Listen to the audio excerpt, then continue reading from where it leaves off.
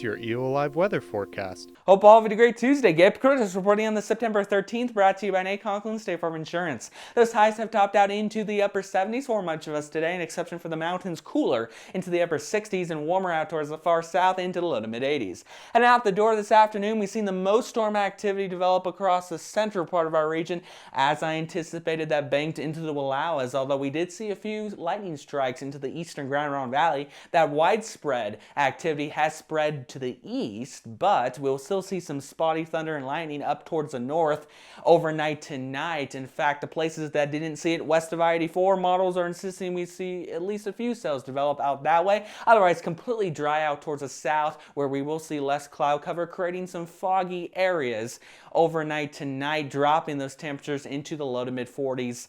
For much of us, an exception for cooler, briefly into the upper 30s at Meacham, warmest out towards Pendleton and Ontario, into the mid to the upper 50s. Heading into the day tomorrow, upper 70s will be the story for much of us, an exception for Meacham, cooler into the lower 70s, with that warm spot on the map, 84 in Ontario. Although I'm not expecting any valley thunderstorms, I think we will still see some continuing across the Northern Blues and Wallowas, otherwise completely dry the remainder of our region with a mix of clouds and sunshine.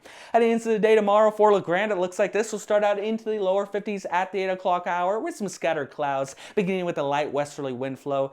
But those winds won't increase that much during the day, only gusting up to 20 miles per hour in spots as we see those winds change to the northwest.